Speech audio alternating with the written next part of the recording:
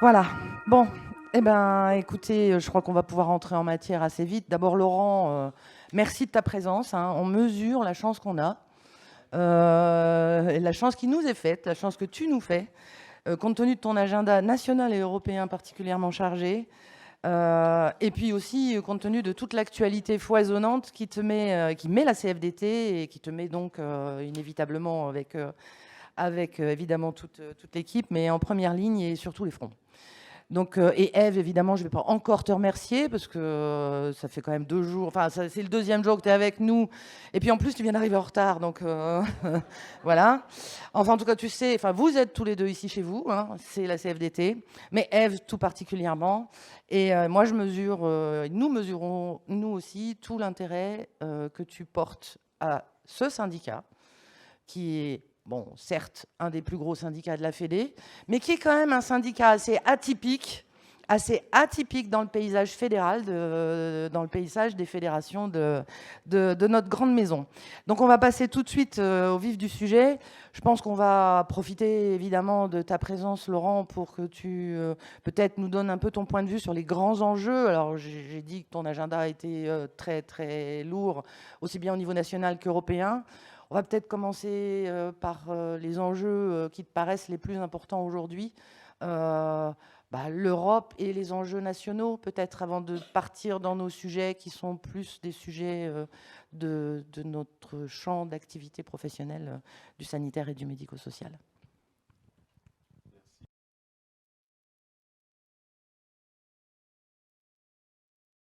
Merci beaucoup. Bonjour à toutes et à tous. Merci Anne de l'invitation. C'est évidemment un plaisir d'être là. Ce n'est pas la première fois, mais à chaque fois, c'est riche pour moi de venir échanger avec vous. La question de départ, elle est large, quoi. Donc on peut mettre un peu de temps, mais je vais essayer d'être un peu concis.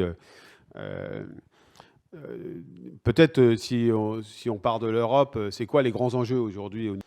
On arrive sur les sujets sociaux, économiques, sociétaux à essayer de bouger, de jouer plutôt intelligemment entre la Commission, le Conseil et le Parlement. Mais beaucoup plus qu'il y a 15 ans, au moment où Barroso, par exemple, était président de la Commission européenne. Il y a plus d'espace, plus de grains à moudre, on pourrait dire, syndicalement. Mais on est dans un moment où le risque démocratique en Europe n'a jamais été aussi élevé.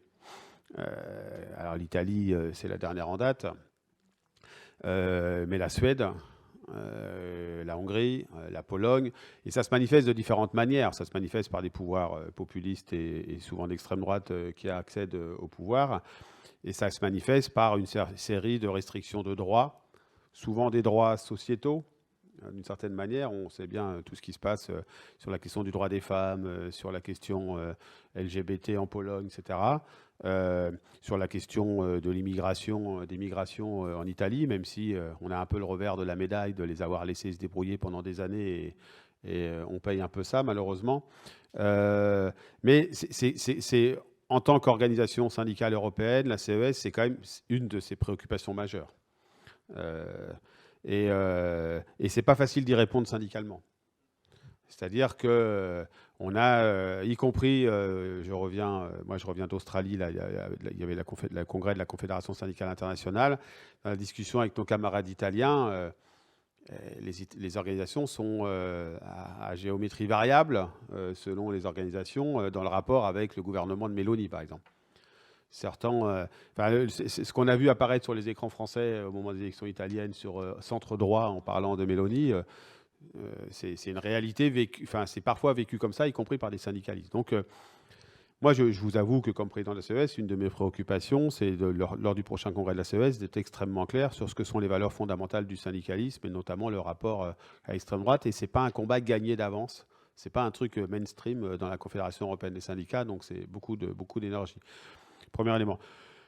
Le deuxième élément, c'est un peu comment on fait en sorte qu'on arrive à ce que cette situation-là, politique, qui est aussi un risque démocratique, et qui est, quand je dis ça, c'est aussi parce que les droits des travailleurs, les droits des travailleuses en particulier d'ailleurs, sont pas tellement compatibles avec l'émergence de ces majorités dans ces pays-là. Et c'est un risque qui est pas cantonné à seulement les 4 pays que j'ai cités. Il y en a d'autres pour lesquels on vient d'avoir en Slovénie, il y avait jusqu'à il n'y a pas longtemps un président qui présidait et qui était sorti de prison pour aller prendre son poste, quoi, mais qui était un populiste de droite radicale, etc., etc. Et on peut imaginer et la France n'est pas exempte non plus de ce type de risque. Et la façon de lutter contre ça, c'est de consolider le modèle européen et le modèle social européen. Et donc, les grands défis qui sont devant nous, c'est d'abord de redonner de la vivacité à la citoyenneté européenne. Il y a eu une conférence sur l'avenir de l'Europe, par exemple, qui a été avec des panels citoyens, la société civile, etc., et qui est aujourd'hui en panne, qui a été lancée par la présidence française de l'Union européenne, enfin, qui a été vécue pendant cette période-là. Alors, le problème de la présidence française de l'Union européenne, vous le savez, c'était pendant qu'il y a eu les élections présidentielles. Et puis le deuxième problème, c'est au moment où s'est déclenchée la guerre, la Russie a attaqué l'Ukraine. Mais je crois qu'il y a besoin de se redire, un des enjeux, et notamment du syndicalisme européen, c'est de redonner un sentiment d'appartenance à l'Europe, qui est plutôt plus facile aujourd'hui. Hein. Toutes les enquêtes d'opinion, l'Eurobaromètre, etc., montrent que le sentiment d'appartenance à l'Union européenne est plus fort qu'il y a quelques années, et y compris en France. Donc nous, on interpelle beaucoup autour de ça en ce moment. Et l'autre élément, c'est la gouvernance économique, c'est-à-dire qu'on est face à une crise qui a une intensité particulière en Europe, d'abord parce qu'il y a une crise géopolitique et avec une guerre qui est à nos frontières. Hein. L'autre jour, en discutant avec le chauffeur de taxi à Melbourne, il me demandait à combien de kilomètres était l'Ukraine de la frontière française. Et j'ai 1000 km à peu près, enfin, c'était à vue d'œil, hein, je n'ai pas calculé. Et il me disait, c'est Melbourne-Sydney, quoi. Et, ouais, et donc, on a cette situation-là qui pèse, mais ça pèse particulièrement en Europe aussi, parce que les conséquences de cette guerre, en termes de surcoût énergétique et d'impact sur l'inflation, il est plus élevé qu'ailleurs, quoi. Et donc, nous, on agit beaucoup aujourd'hui sur la révision des règles de gouvernance économique pour que la règle budgétaire qui s'applique jusqu'alors puisse souffrir de souplesse, d'une certaine manière, voire de révision. Nous, on voudrait une révision de ces règles budgétaires, et notamment en mettant un indicateur social, d'équilibre social, ce qui n'a pas été fait. Enfin, lorsqu'il y a eu les politiques d'austérité en Grèce, au Portugal et ailleurs, la question sociale était totalement mise sous le tapis. Donc ça fait partie des sujets qu'on porte un peu de façon macro et globaux. Et puis ensuite, on a des sujets particuliers sur lesquels la CES avance. Il y a eu le salaire minimum qui a été une vraie avancée. Et ça a été un combat de diable pour qu'on se mette d'accord déjà au sein de la CES. Et maintenant, c'est le combat qu'on accompagne les organisations affiliées dans les pays, notamment d'Europe de l'Est principalement, pour la mise en œuvre de ce salaire minimum. On a un travail sur le devoir de vigilance, la responsabilité des multinationales sur l'ensemble de leur chaîne de valeur, sur la responsabilité sociale et environnementale, sur les travailleurs des plateformes. Il y a un projet de directive qui arrive sur ce sujet-là. Donc, voilà. Au niveau européen, j'ai envie de dire, on a beaucoup d'opportunités dans cette période. On sait que l'Europe est quand même la garantie d'un certain modèle social. Hein. Vous savez, quand vous êtes au congrès de la Confédération syndicale internationale, l'Europe, c'est quand même vécu comme je fais attention à ce que je dis, je les mets entre guillemets, c'est entre nous, mais comme une forme de paradis social, quoi. Parce que quand vous parlez avec les camarades de l'économie informelle de l'Afrique, quand vous parlez avec les camarades d'Amérique du Sud ou même d'un certain nombre de pays d'Asie du Sud-Est, et donc ça, il faut qu'on en ait conscience pour le sauvegarder. Et pas pour taper sur la tête de l'Europe en permanence. Donc c'est un peu ça les enjeux qui sont les nôtres aujourd'hui au niveau européen. Je pourrais être évidemment beaucoup plus précis que ça, mais c'est vraiment un terrain de jeu qu'il ne faut pas délaisser, quoi. Si on le délaisse, on va payer très cher. Et il n'y aura pas de sauvegarde d'un modèle national social si ce n'est pas dans le cadre européen. De la même manière qu'il n'y aura pas de politique de solidarité comme on a eu pendant le Covid. Nous, on revendique une politique de solidarité, un dispositif SURE, comme on dit, lié notamment au surcoût énergétique en direction des entreprises et des travailleurs. Donc, Voilà, il y a beaucoup à faire. Et puis après, il y a les nouveaux terrains à explorer. Alors, il y a des choses qui avancent plus vite que d'autres, actualité oblige, qui c'est l'Europe de la défense. Mais sur le terrain de la santé, il y a beaucoup à faire. Sur la question de l'autonomie, de l'autonomie en termes d'accès à un certain nombre de médicaments, sur le fait d'avoir une gestion des données de santé d'un niveau, un espace européen des données de santé, sur les questions de formation, de stratégie pharmaceutique, je l'ai dit. Donc, il y a des nouveaux terrains sur lesquels l'Europe peut être un vrai beau terrain de jeu, à condition, encore une fois, qu'on la consolide à l'interne et qu'on la consolide en rendant les citoyens européens un peu fiers de faire partie de cet espace. Donc c'est un vrai combat syndical qui est pas simple parce qu'on a l'impression qu'on parle de la CES et que tout le monde... Je peux vous assurer que parmi les réunions les plus compliquées que je peux mener, les comités exécutifs ou les comités de direction de la CES sont dans la liste, le début de la liste, quoi. Et sur le front de notre actualité nationale, alors Bah là, c'est pareil. Si vous voulez que je monopolise la parole, c'est quoi le sentiment aujourd'hui? Oui. Ce qu'on ressent dans le Bureau national, à travers toutes les tournées qu'on fait. Alors c'est vrai qu'on a un petit zoom, on ne va pas se le cacher en ce moment, fonction publique. Donc ça ne représente pas l'entièreté du ressenti des travailleurs. Mais ce qui est clairement, ce qui est très marquant, c'est on a un sentiment d'inquiétude lié à l'incertitude qui est extrêmement puissant. C'est-à-dire une société, on le disait encore hier avec les collègues de la commission exécutive à quelques interlocuteurs gouvernementaux, on a une société fatiguée, ça c'est une évidence. Et cette fatigue, elle est liée à plusieurs phénomènes, 3 qu'on peut identifier assez facilement. Le premier, c'est que tout le monde a conscience qu'il y a de profondes transformations qui sont devant nous et a le sentiment qu'on n'est pas forcément bien préparé.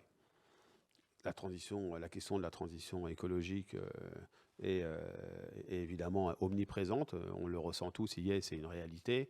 On sait tous qu'il y a beaucoup de choses à faire bouger et on a le sentiment que on y est plus ou moins prêt, on est plus ou moins préparé, il y a plus ou moins les politiques pour le faire, etc.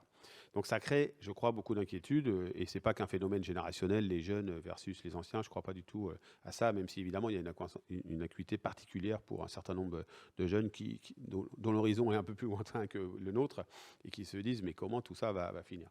Il y a, je crois, un terrain, une progression, un ressenti des inégalités de plus en plus fort.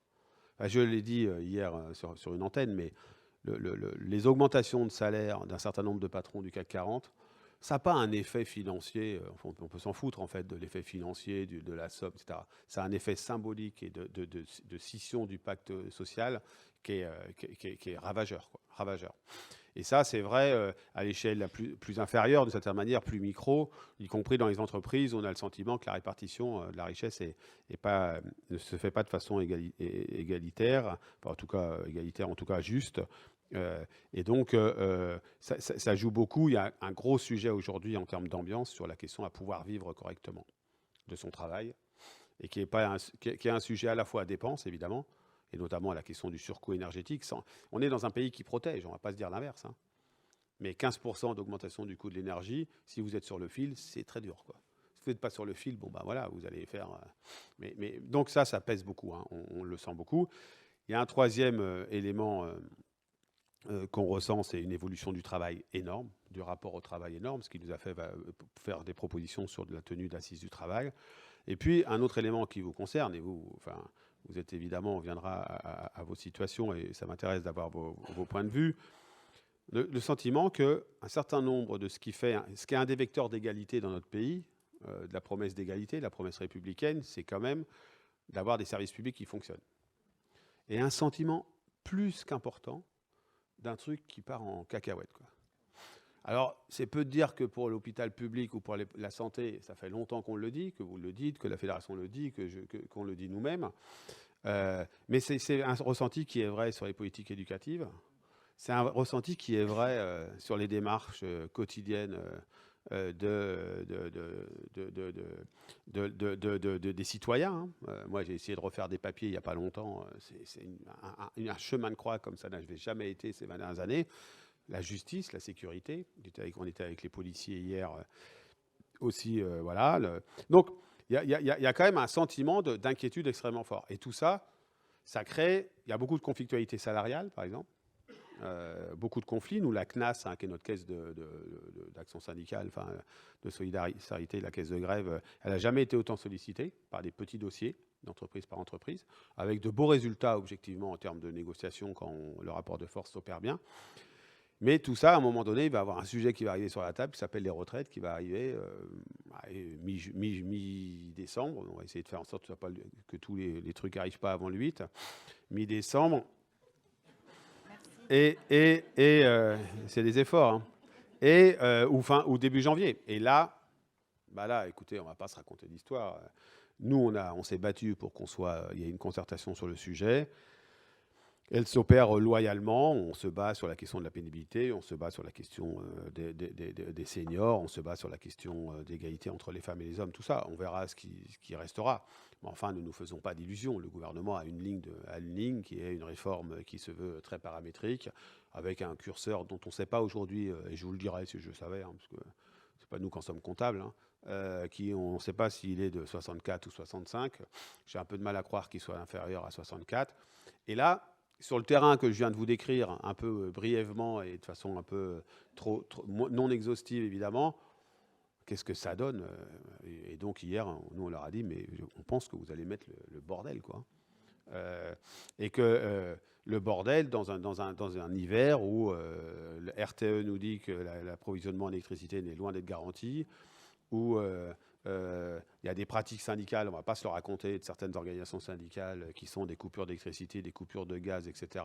Et parfois au détriment de vos établissements qui peuvent s'opérer. Enfin, vous savez, moi je pourrais faire le kéké en disant on va leur faire la misère. La CFDT, vous m'avez entendu, on ira évidemment dans la rue autant que nécessaire pour contester cette mesure qui nous paraît totalement injuste. Et on ira avec la force d'une organisation qui, lorsqu'il a fallu assumer ses positions pour défendre le système de retraite par répartition, on l'a fait, avec des fois un peu de punch interne, et on revendique. Et moi, cet héritage-là, voilà, ce soit 2003 ou 2013 et précédemment, on a tenu nos engagements. Mais la situation financière des régimes de retraite, elle n'a rien à voir avec ce qu'était à ce moment-là. Donc, on pourrait vous dire, voilà, on va maîtriser, on va faire des millions de personnes dans la rue, je ne sais pas. C'est ce que nous, on essaye de dire. Moi, ce que je dis en permanence aux militants en disant il ne suffira pas d'avoir Berger derrière la banderole de tête qui fait le con avec tous les autres, mais s'il n'y a personne derrière, ça ne servira à rien. Et deuxièmement, moi, j'ai du mal à croire que ça se cantonne à des manifs traditionnels des organisations syndicales. Dans le climat. Les jaunes, quoi. Ouais, et pour une raison aussi assez simple, hein, c'est que l'opposition politique à cette réforme des retraites, elle sera très très large. Et notamment du parti qui aujourd'hui est à le vent en poupe. On ne va pas se raconter d'histoire. Hein. S'il y avait d'ailleurs une dissolution, comme certains le promettent, on le verrait malheureusement très très fort, c'est le Rassemblement national. Et j'ai peine à croire qu'ils aillent se mettre en queue de peloton dans les manifs intersyndicales, au-delà que je ne le souhaite pas évidemment, mais ça veut dire que ça se manifestera autrement. Et cette réforme, telle qu'elle se présente, elle a le risque de faire peser sur les travailleurs de première et deuxième ligne plus fortement qu'encore sur les autres. Et donc, moi, je ne vois pas comment ça se passe sans une forme de révolte. Je ne suis pas sûr qu'on les fera reculer, je ne suis pas sûr que ce sera puissant, je sais que ça sera le bordel. On leur dit, j'ai l'impression qu'ils appuient sur... ce matin, je discutais à un interlocuteur, il disait qu'il avait un de ses anciens patrons qui disait quand il y a le mur qui arrive, la seule manière d'espérer s'en sortir, c'est d'appuyer sur l'accélérateur. Je ne crois pas du tout à cette théorie. J'arrive pas à me l'imager. Tu es en train de me dire, c'est pas vraiment ce que je ferais moi, mais bon. Non, moi non plus. Mais c'est ce qu'ils font. Je peux vous assurer que c'est ce que va faire le gouvernement. Et là, il y a le mur qui arrive, quoi. Ça peut s'appeler la pensée magique aussi en se disant que le mur n'existe pas, hein, même si on le voit. Mais bon, c'est encore autre chose. Alors du coup, évidemment, on a envie de te lancer aussi sur les questions de financement de la protection sociale. Hein, là, le PLFSS va bientôt devenir LFSS, ou il est devenu, je ne sais pas, je suis un peu dans un autre univers là depuis 2 jours. Mais en tout cas, les discussions s'achèvent. Bon, on va avoir beaucoup de communication sur le fait qu'il y a encore une rallonge de plus de 500 millions là, qui a été annoncée. On a envie de te lancer là-dessus, mais en fait, moi, là, compte tenu de ce que tu viens de décrire, c'est plus la méthode politique qui nous interpelle et qui nous interroge et sur lesquelles beaucoup de collègues sont intervenus, et je l'ai redit dans mon discours hier. C'est quoi et à quoi ça sert ce Conseil national de la refondation ? Enfin, sincèrement, et particulièrement en santé, bon, je pense qu'elle a des choses à dire dessus, mais pour nous, c'est se voiler la face. D'abord, d'abord, ce qu'il faut se dire, c'est que le point aveugle de ce gouvernement, de cette majorité, j'ai presque envie de dire du président de la République, c'est que je crois qu'il y a une prise de conscience qu'il y a besoin d'investir dans la santé, il y a besoin d'investir dans l'éducation, qu'il y aurait besoin d'une politique de répartition de la valeur et de la richesse créée plus juste, de valorisation des professionnels des fonctions publiques, etc. Mais à partir du moment où vous expliquez que vous vous privez de d'un des seuls leviers qui est le vôtre, qui est celui de la fiscalité, vous êtes mort.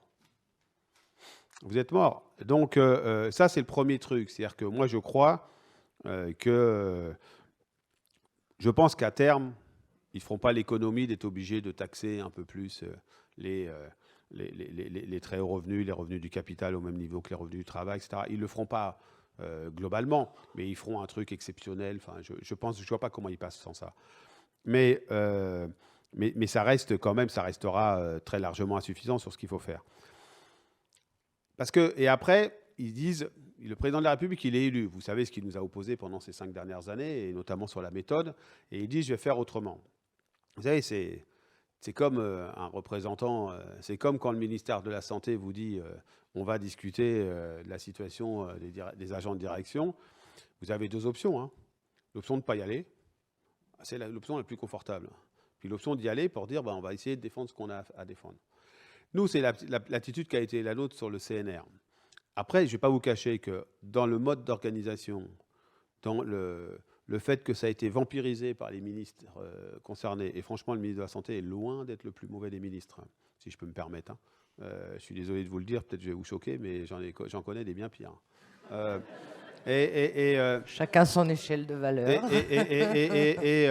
Mais c'est vampirisé et c'est fait par des gens qui n'ont ni méthode, ni vision, ni colonne vertébrale, ni anticipation de où ils veulent finir. On risque de faire un peu de blabla. Mais j'alerte quand même. Là, après, ça, c'est le constat sur lesquels on essaye d'intervenir. Mais ceci étant, il y a un CNR, j'aime pas trop cette expression parce que c'est davantage une méthode qu'une structure, mais il y a un CNR sur la santé, il y a un CNR sur le bien vieillir, il y a un CNR sur l'écologie, il y en a, etc. Aussi, il paraît. La question, elle est simple. Nous, on n'a pas à être comptable de la façon dont c'est organisé. Mais non. Moi, j'ai un principe comme syndicaliste, c'est tous les espaces qui s'offrent à moi pour porter mes propositions, j'y vais. Ça ne me fait pas responsable de la façon dont c'est fait, des conclusions qui seront apportées, etc. Et donc, moi, je pense qu'il faut essayer de l'investir, y compris pour essayer, un mot qu'ils aimaient bien à une époque, de disrupter le truc, c'est-à-dire d'expliquer que, non, c'est pas comme ça qu'il faut faire, etc. Mais en ayant à chaque fois en tête, notamment sur la santé, sur le bien vieillir, sur l'éducation, que tout ça sans moyens, c'est juste c'est de la pipe, quoi. Mais il faut y aller. Donc vous voyez bien, je fais une réponse de Normand que je ne suis pas pourtant, et j'aime pas trop ce type de réponse, mais c'est pas satisfaisant. Il peut y avoir beaucoup d'enfumage, mais pour l'instant, on n'a rien d'autre sur la table pour essayer de peser. Sauf si on était capable de se dire, on met tout à l'arrêt, on est contraint de rallonger, et en termes de moyens, et en termes d'organisation du système de soins, etc. Mais on n'est pas capable de ça. Donc les syndicalistes, ils ont toujours comme responsabilité de savoir à quel moment, à quel niveau, ils sont en capacité de mener le rapport de force. Et je pense que c'est ça dont il s'agit. Donc il ne faut ni surinvestir, ni donner le sentiment, que d'en être absent, ce serait beaucoup plus efficace. Je vous invite à regarder juste ce qu'est la situation de la CGT aujourd'hui. La situation de la CGT, c'est qu'on sait toujours qu'ils ne sont pas d'accord, qu'ils sont contre et qu'ils n'iront pas. Je vais vous dire, elle ne pèse en rien. Jamais. Elle n'a aucune chance de peser. Nous, parfois, on a envie vraiment de se fâcher et Voilà. Des fois, on a le sentiment qu'on a perdu notre temps. Et puis, de temps en temps, on accroche un truc. C'est pas glorieux, mais je pense que c'est plus efficace syndicalement. Et c'est ça qui est notre démarche. Donc, moi, j'ai encore travaillé dessus ce matin avec les équipes, mais on ne surinvestit pas. Mais si on a des espaces pour porter nos propositions, il faut qu'on le fasse. Et sans illusion, mais en se disant bien qu'un jour, on arrivera bien à les bouger un peu, notamment en faisant la démonstration. Je crois que sans moyens supplémentaires pour l'action publique, on n'améliorera pas l'action publique. Même si ce n'est pas que des questions de moyens, on pourra y revenir si vous voulez bien. Ah oui, on peut en parler. Moi, je fais le lien avec tout ce que je t'ai entendu, nous t'avons entendu dire sur le consentement à l'impôt en matière de santé, en matière d'accès aux soins, en matière d'accès aux accompagnements. Notre sujet, il est bien là aujourd'hui. C'est que peut-être qu'il n'y a pas forcément besoin de mettre beaucoup d'argent pour en dépenser moins à surpayer des médecins qui ne veulent pas aller s'installer là où il y a besoin d'eux et qu'ils ne veulent pas participer à la permanence des soins. Et ça, il n'y a pas besoin d'argent. Je pense même que ça en ferait économiser beaucoup. Beaucoup. Et je pense que les collègues ici pourraient t'en donner plein des exemples. Et ça, c'est pour nous, c'est important. Je l'ai dit hier, la permanence des soins et la régulation de là où doivent être les médecins, c'est un sujet citoyen. Et je pense que dans le consentement à l'impôt, il va y avoir ça. Mais c'est l'illustration que si on n'y va pas pour le dire, même si on l'a dit, on le dit depuis 20 ans, personne ne le dira à notre place. Donc, écoute, pour le conseil, oui, évidemment, Ève, juste une tu chose, vois, hein. Et après, l'autre truc, c'est que sur l'histoire des médecins, c'est pas que du consentement à l'impôt. C'est la conscience de qui vit sur quoi. Les médecins, ils vivent sur un fonds mutualisé. C'est simple, c'est efficace, et d'ailleurs, ils veulent pas que ce soit autrement. Quand tu vis sur un fonds mutualisé, tu n'es pas agent de l'État, tu n'es pas agent public, mais tu es redevable et donc ça, c'est un courage. Ce qui manque là-dessus, c'est simple, hein, c'est juste un courage politique. C'est un courage politique. C'est une question d'électorat, mais ça, si nous, on ne va pas le dire. Et on l'a dit, hein, et avec le pacte du pouvoir de vivre, quand on a été auditionné avant les présidentielles par les uns par les autres, à chaque fois, on l'a dit. Il faut qu'on continue de le dire. C'est-à-dire que le problème de l'hôpital, on ne va pas se raconter d'histoire, l'hôpital au sens large, c'est que ça fait 15 ans qu'on dit la même chose, en fait. Voilà, plus. Mais c'est pas pour ça qu'il faut arrêter de le dire.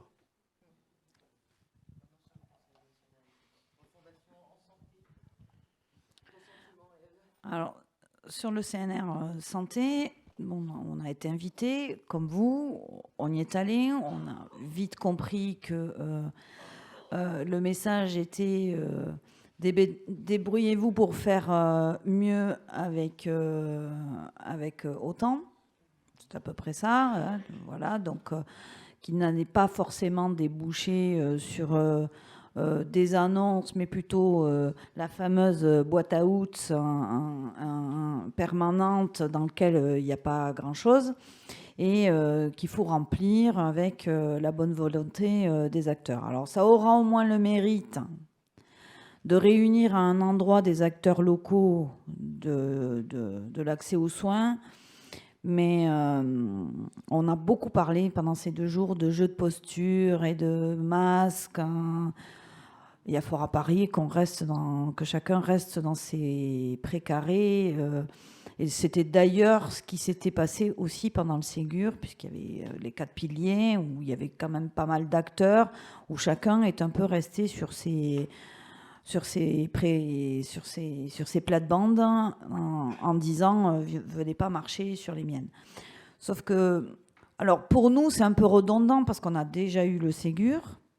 C'est pas pareil peut-être sur l'écologie ou l'éducation ou machin, mais nous on a déjà eu le Ségur, on a quand même eu des travaux, on a surtout eu au bout de Ségur un constat partagé et un rapport avec des préconisations dont certaines ont vu le jour, mais dont d'autres encore on est au milieu du gué. Donc nous on a de cesse de dire au ministère de la Santé arrêtons d'ouvrir des chantiers sans cesse et sans arrêt, on perd du temps maintenant, on sait tous. On partage tous le constat.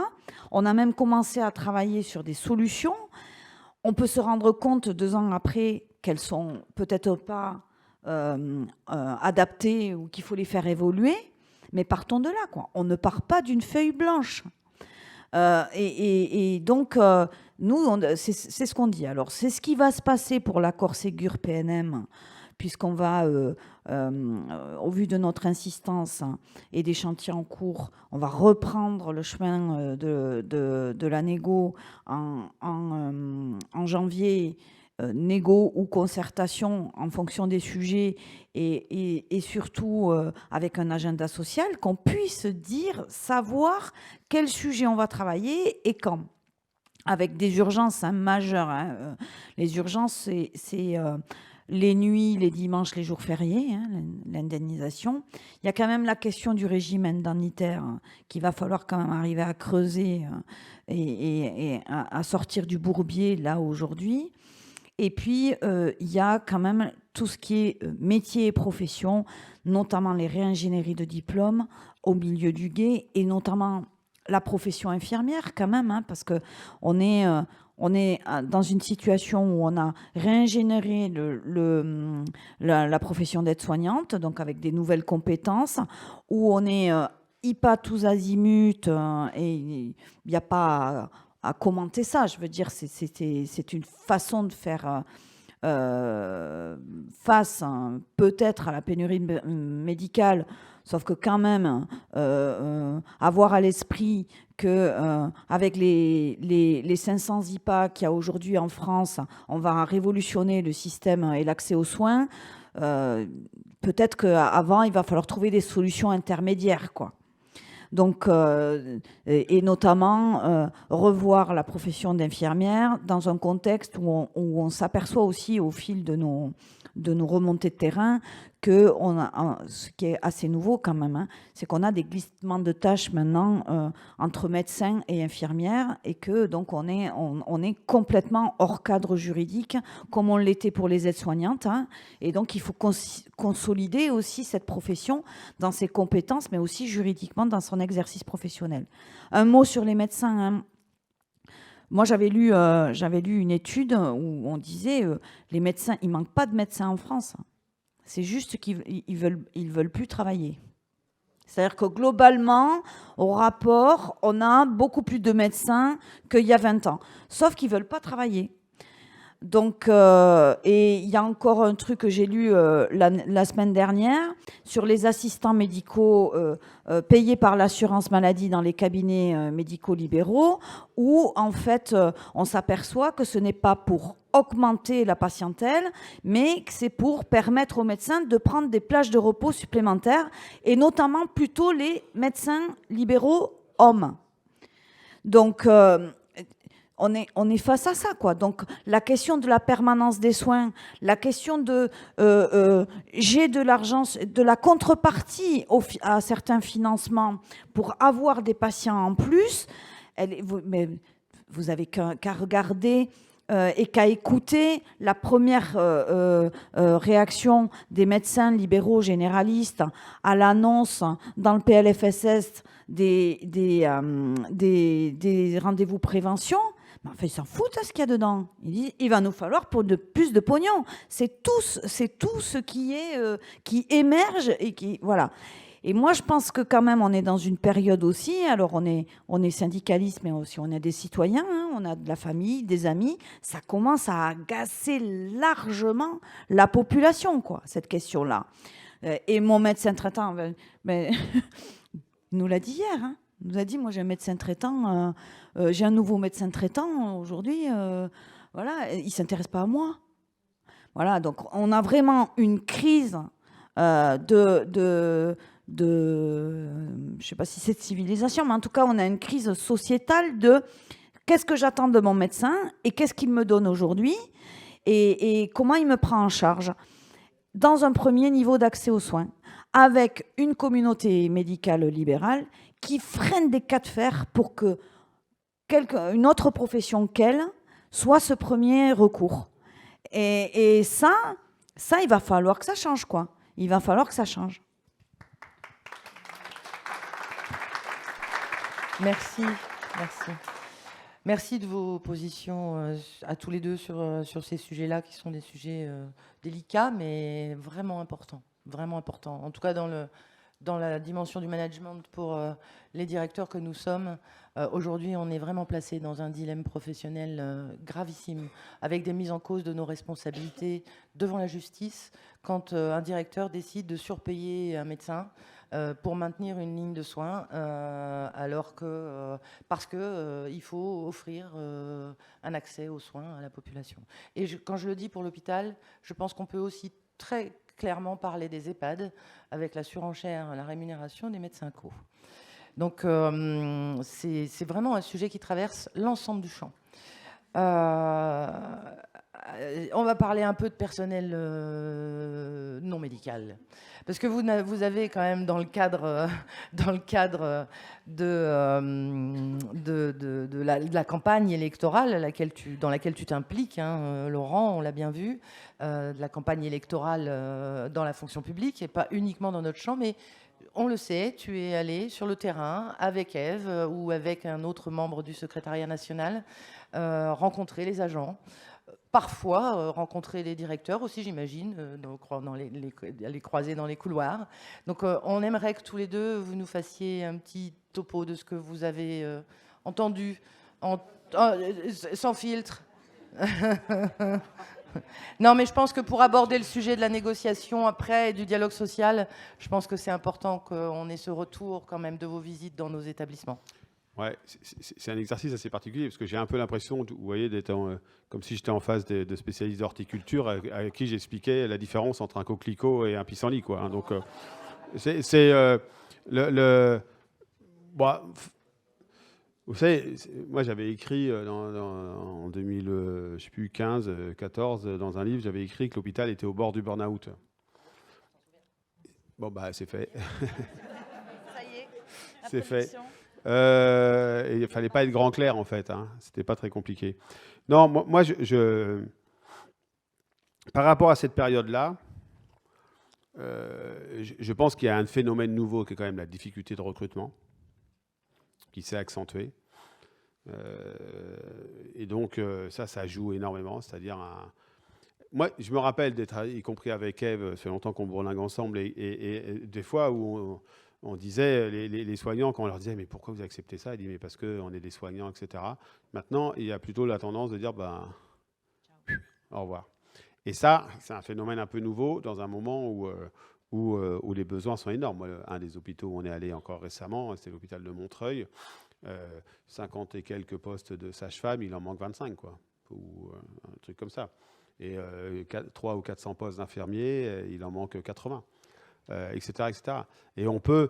Et ça, on le voit partout. Et donc, il y a une désaffection du métier. C'est-à-dire que là où il y avait un surinvestissement professionnel, moi j'ai souvent dit ça, maintenant il y a une volonté de se barrer. Après, il y a une reconnaissance dans les tournées qu'on fait, une reconnaissance qu'il y a eu une vraie action qui a été menée par la CFDT notamment et particulièrement autour de la revalorisation. Voilà. Donc, le constat, il est dramatique. On ne va pas se raconter d'histoire. Et moi, j'ai horreur de dramatiser les choses mais le constat, il est dramatique pour l'hôpital public. Et ça, c'est le premier élément. Le deuxième élément, moi, ce qui m'a frappé dans cette tournée-là, c'est de gens qui nous disaient, on en a bavé comme jamais au moment du Covid, mais au moins, c'était le moment où on ne nous emmerdait pas tous les matins avec une circulaire, quoi. Et donc, ce sentiment enfin, on vous emmerdait peut-être vous avec les circulaires, mais je pense que vous ne les faisiez pas redescendre. Voilà. Ouais, ce qu'il y a, c'est que ça ne redescendait pas jusqu'aux équipes. C'est déjà pas mal, hein, si je peux me permettre. Ça fait moins de gens qui s'emmerdent avec les circulaires. Mais non, ce que je veux dire par là, c'est que sentiment de regoût d'avoir redonné du sens au travail, d'une certaine manière, alors dans une position extrême, etc. Et donc, après, moi, ce qui me gêne, je vais vous dire, quand je vais dans un hôpital, c'est j'adore cette ambiance de gens qui ont quand même une âme assez particulière, c'est-à-dire qui se défoncent. J'adore les collectifs syndicaux, les équipes syndicales de la santé, parce que je trouve qu'il y a quelque chose d'assez particulier. Moi, ce qui m'emmerde quand je vais visiter un hôpital, c'est quand je rencontre la direction, j'ai du mal à les engueuler. Pas moi.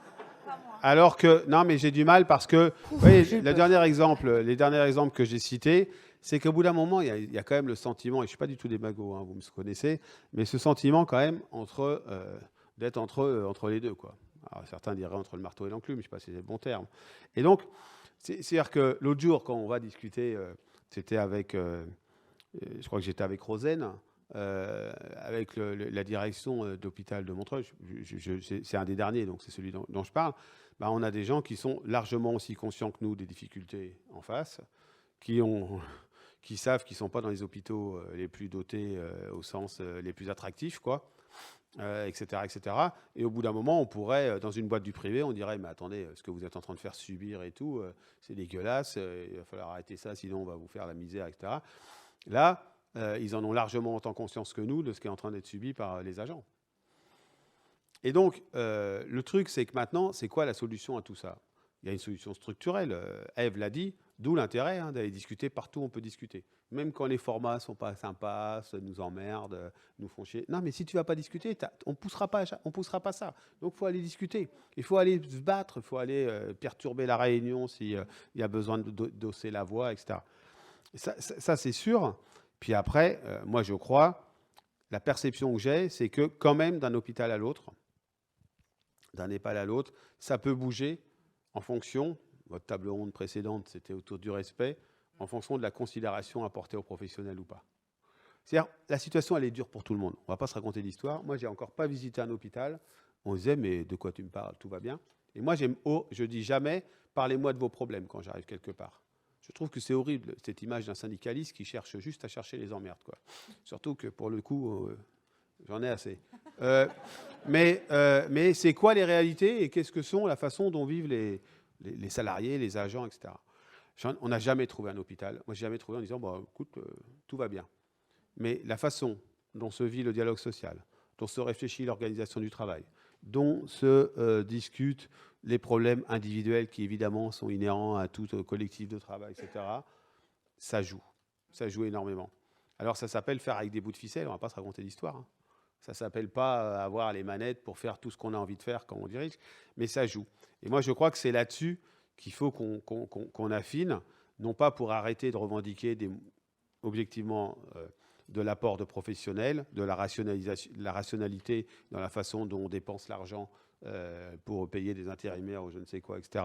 De l'organisation du système de soins, on est évidemment totalement d'accord là-dessus, mais ça n'empêche pas ça, de revendiquer tout ça, des changements, des vrais changements structurels de fond, etc., mais de s'interroger sur ces collectifs humains qui sont des collectifs de travail, c'est quoi les leviers pour que ce soit, c'est horrible de dire ça, hein, un peu moins dur.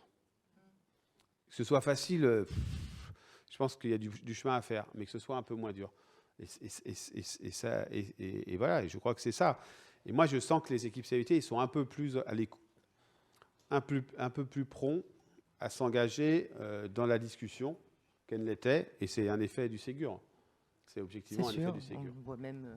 On le voit même sur d'autres. Juste dire, c'est vrai que la marge de manœuvre qui est sans limite, c'est celle de la manière de faire. C'est ça.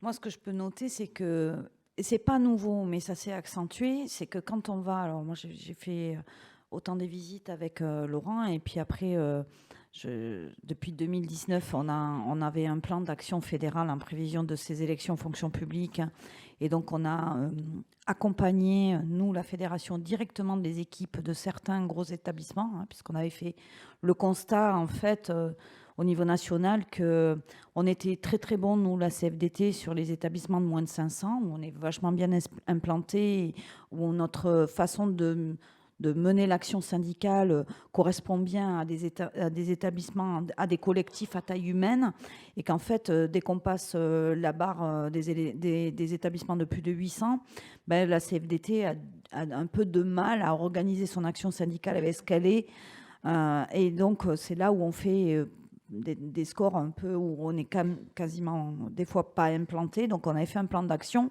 et dans ce cadre-là, l'ensemble de l'équipe fédérale va soutenir l'équipe de l'établissement et les accompagne dans des tournées de service, hein, y compris dans des tournées de service. Donc on a repris nos baskets et notre calepin, et on est parti à la rencontre des agents. Et moi, ce que je note, c'est beaucoup d'agents sont en perte de confiance. En perte de confiance envers leurs dirigeants, en perte de confiance envers leur gouvernement, en perte de confiance, c'est quelque chose qui irrigue la société, je ne vous apprends rien, mais c'est quand même très fort chez nous, je trouve, et en perte de confiance, du coup, par ricochet dans les organisations syndicales.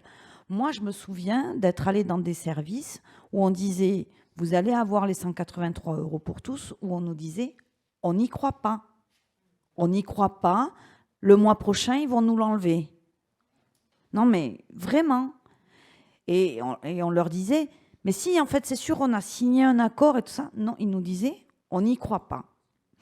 Et les grilles, quand on leur disait la catégorie B pour les aides-soignantes, alors c'est très prégnant dans le corps des aides-soignantes, par exemple, où on a quand même dans ce corps un beau vote, un tiers qui vote Rassemblement national quand même, il ne faut pas l'oublier. Et ça revenait toujours, on disait de la catégorie B, mais c'est pas possible. On va avoir des grilles de merde, on ne sera pas reconnu. Ils ne croient pas en la capacité politique d'action envers eux, de leur direction, de leur gouvernement, et par ricochet, dans notre capacité à nous, à faire respecter les droits.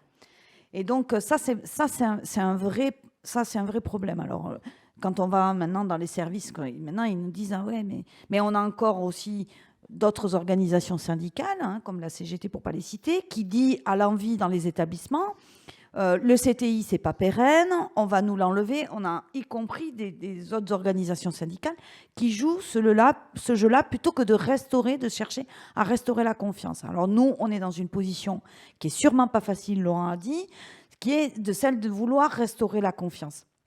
Je pense que effectivement, nous devons tous, de la place dont nous occupons, restaurer cette confiance.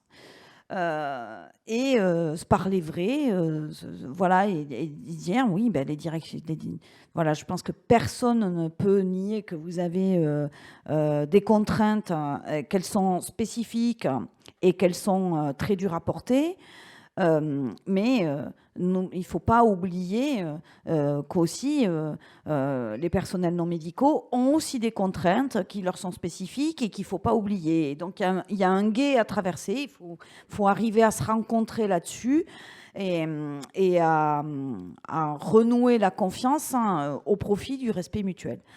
C'est peut-être un petit peu ça qu'on a perdu, et c'est d'autant plus, je veux dire, surprenant qu'on y est peut-être arrivé pendant la crise sanitaire, et que du coup, qu'est-ce qui fait que d'un coup on revient comme avant, le monde d'avant, et c'est ça peut-être qui a accentué le ressenti des agents sur ce terrain-là, quoi. Donc oui, il y a sûrement des choses à faire, mais globalement, pour rentrer dans le plus micro, alors même s'il y a des disparités, c'est pas partout pareil, mais quand même il y a une lame de fond là, avec le sentiment pour des agents qui se sont largement investis et qui sont attachés à leur exercice professionnel dans le service public, le truc de dire, en fait c'est toujours sur notre gueule qu'on tape, quoi. Et en fait, les autres, ils arrivent, ils ne vont pas rester. Ils font du mercenariat, que ce soit médical ou paramédical. Et ils ne restent pas, ils ne s'investissent pas. Et nous, qui nous inscrivons dans le long terme et dans l'engagement dans le service public, c'est toujours sur notre gueule que ça tombe, quoi. Et c'est ça qu'il faut changer, en fait, hein. C'est ça qu'il faut... Et il y a un risque très fort que ces gens-là, qui ont la compétence, qui ont l'histoire du service public et de l'engagement professionnel dans le service public, ils se cassent et qu'on n'ait plus qu'un hôpital de mercenaires, quoi. Et des gens qui viennent, qui passent, qui consomment au gré de leurs trucs, de leurs envies, qui veulent pas. On a eu des remontées, je suppose que vous l'avez vécu cet été. Oui, ok, je veux bien venir bosser à l'hôpital, mais je veux pas faire des soirs, ou je veux pas faire des week-ends, ou je veux pas faire de nuit. Et pendant ce temps, ceux qui sont là et qui sont là depuis 15 ans et qui ont un attachement à l'établissement, ben ceux-là, ils pallient ce que les autres vont pas faire. C'est quoi ce bordel? Enfin, voilà, mettez-vous à la place de l'agent qui prend ça dans la gueule, il se dit, mais on se fout de moi, quoi. Il faut que j'aille voir ailleurs. Et que je fasse comme les copains qui viennent, et que moi aussi, j'impose mes propres règles, qu'on bafoue depuis 15 ans. Parce que c'est ça dans l'esprit, hein, c'est du ressenti, et je ne vous dis pas que c'est vrai. Mais c'est ça. Moi, j'ai été surprise, vous parlez de mercenariat médical et de cette vision-là par rapport à la justice, hein, vos obligations et à votre responsabilité. Mais parlez du droit du droit du travail, du temps de travail. Et c'est devenu tellement banal qu'on ne parle plus de ça. Mais vous êtes là aussi dans l'illégalité. Vous êtes dans l'illégalité. Mais oui, vous le savez, mais c'est tellement banal pour tout le monde, y compris pour les agents, hein, que plus personne n'en parle. Mais c'est grave. Mais c'est grave. Et je pense qu'il faut aussi en partie renouer la confiance là-dessus. Je sais que c'est pas facile, hein, mais au moins il faut partager. Oui, alors justement, du coup, un des moyens de restaurer la confiance, c'est peut-être aussi de lui donner des outils pour instaurer la confiance. On en a quand même parlé hier et un petit peu ce matin aussi. Les outils nouveaux du dialogue social dans la fonction publique, c'est pas pour rien, j'imagine que c'est pas pour les regarder et pas s'en servir. Donc, on aimerait bien vous entendre tous les deux sur la question de toutes ces conquêtes de la CFDT, hein, de vrais outils pour négocier des accords, les rendre opposables dans la fonction publique, sachant que ça a toujours été délicat parce que les marges de manœuvre, effectivement, sont toujours en arrière-plan. C'est ça, il y a toujours les marges de manœuvre. De toute façon, c'est un peu le lien aussi avec les élections qui se profilent tous les 4 ans. C'est-à-dire que ce qui se joue en vrai, c'est pas la place de la CFDT ou dans le paysage syndical. Ça, c'est évidemment un élément important, mais c'est pas vraiment la motivation. C'est que c'est pas vrai qu'à l'hôpital. Et c'est un peu moins vrai à l'hôpital, bizarrement, que dans d'autres encore champs de la fonction publique d'État notamment. C'est ce dont crève la fonction publique et crèvent les agents publics pour nombre d'entre eux, c'est que l'espace qui, à un moment donné, élabore un compromis entre ce qu'est l'intérêt de l'employeur public et l'intérêt des travailleurs, il n'existe pas. Et il n'existe pas pour 2 raisons. Parce que les cadres n'existaient pas, ils sont en train d'être créés, et c'est vrai dans la fonction publique hospitalière, et ça, il faut s'en saisir, avec toujours en fond quand même, on le sait, est-ce qu'on a suffisamment de grains à moudre pour acter le compromis? En même temps, tu disais, le seul truc qui est inépuisable, c'est de faire un peu, de la bonne volonté pour faire un peu autrement. Il y a des sujets sur lesquels, par exemple, autour de la vie au travail, c'est pas que l'espèce selon les trébuchants. Donc, il faut s'en saisir.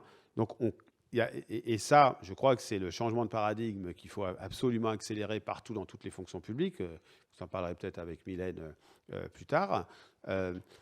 Et puis, de l'autre côté, je crois que l'enjeu des fonctions publiques, c'est de montrer qu'il y a des élections fonctions publiques, c'est de montrer qu'il y a des organisations syndicales qui sont prêtes à dire, chiche, on y va. Et aujourd'hui, ce n'est pas le cas. Je vais prendre un autre secteur que je connais bien, qui est celui de l'éducation.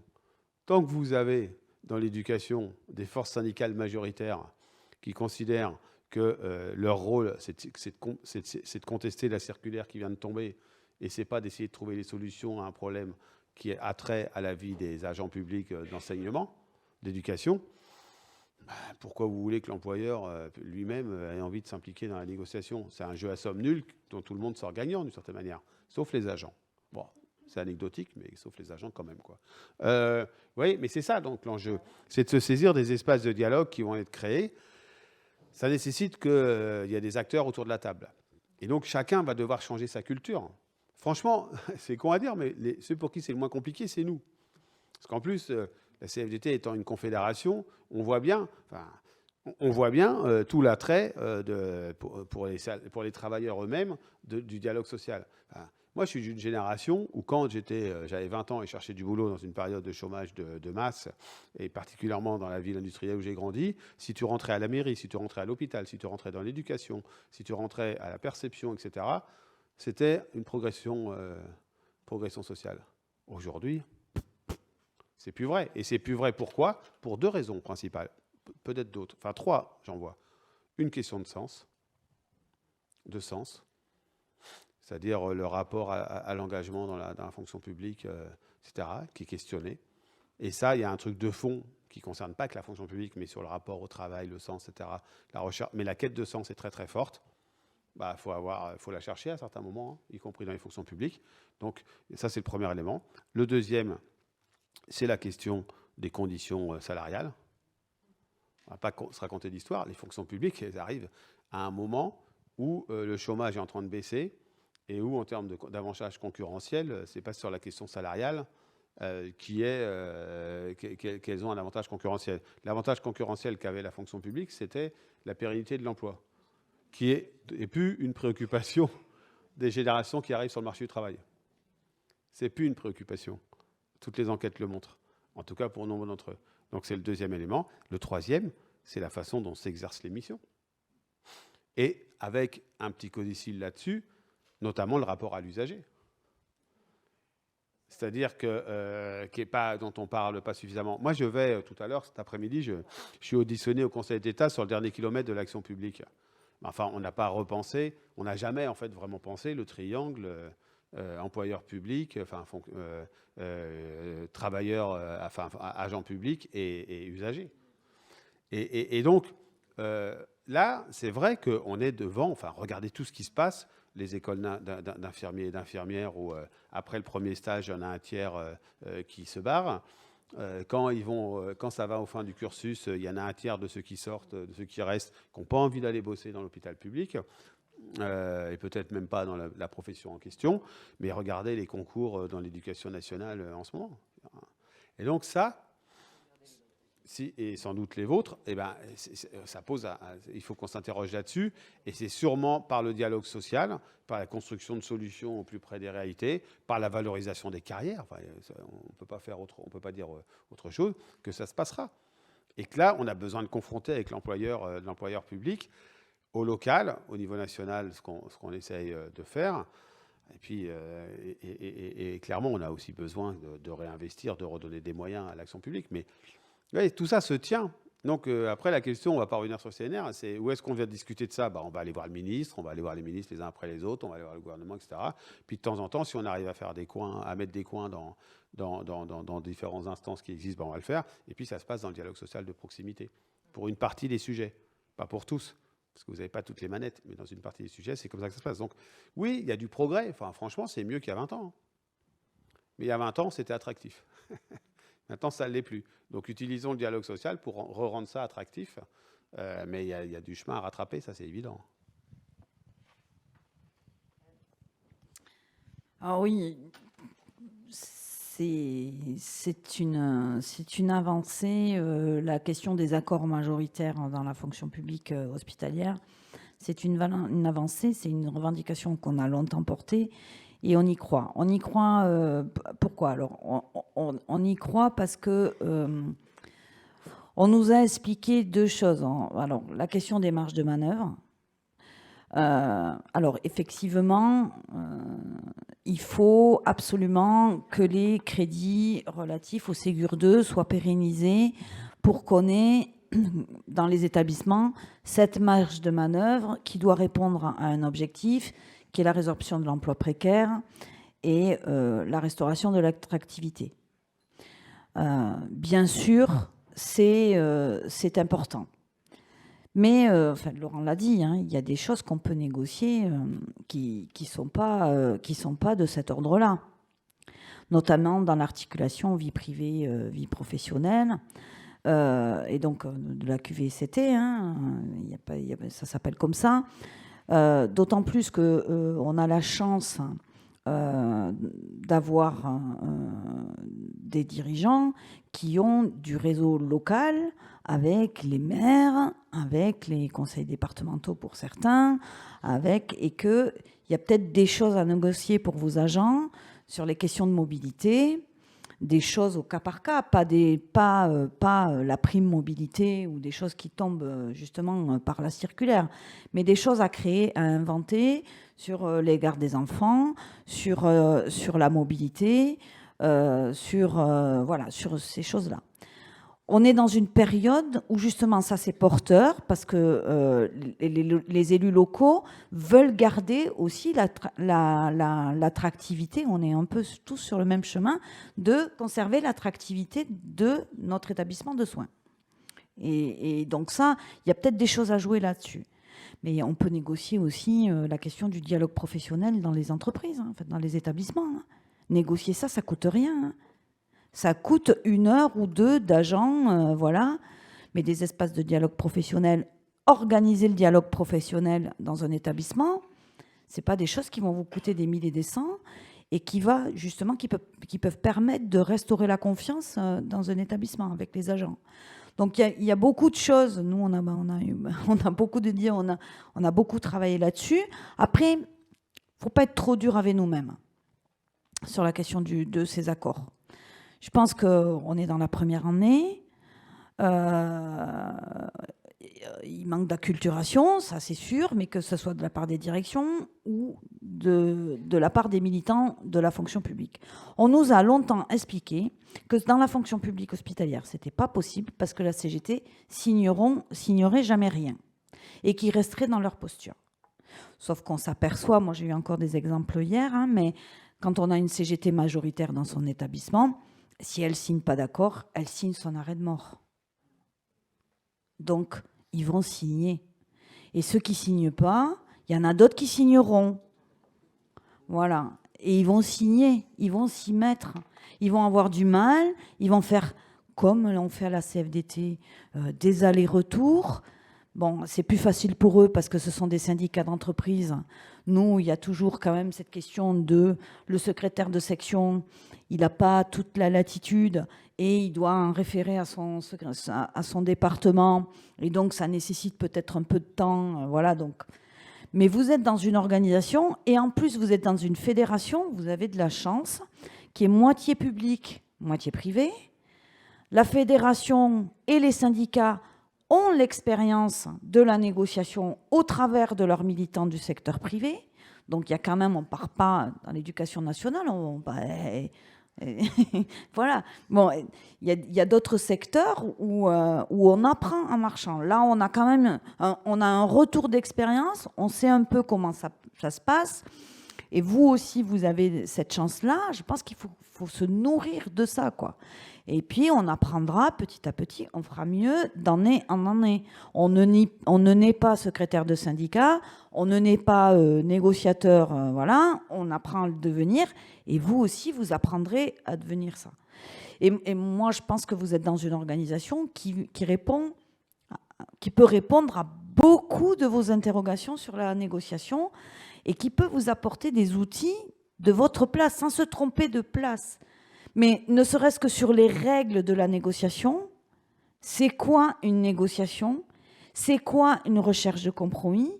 Une négociation, ça se construit. On ne décide pas le vendredi matin de signer un accord pour le soir sur un thème ou l'autre. Il faut un agenda. Il faut construire, il faut repérer les interlocuteurs, il faut se donner le calendrier, la méthode, la façon dont on va procéder pour aller vers un objectif commun. Et tout ça, ça s'apprend, mais on va le faire, on va le faire. Mais vous avez la chance d'être dans une organisation qui connaît bien le processus et y compris qui peut vous former à ça, vous accompagner en tout cas. Et en tout cas, c'est un projet de notre résolution. C'est une de nos résolutions, pas un projet. C'est une de nos résolutions du Congrès de 2021. Bon, il faut du temps. Il faut qu'on a besoin de la construire avec la fédération. Et puis, on a aussi besoin de peser très fort pour que le HESP, alors je sais que certains de ses représentants sont dans la salle, pour que le HESP n'oublie pas que c'est un élément extrêmement important et pour lequel il faut très vite former les directeurs.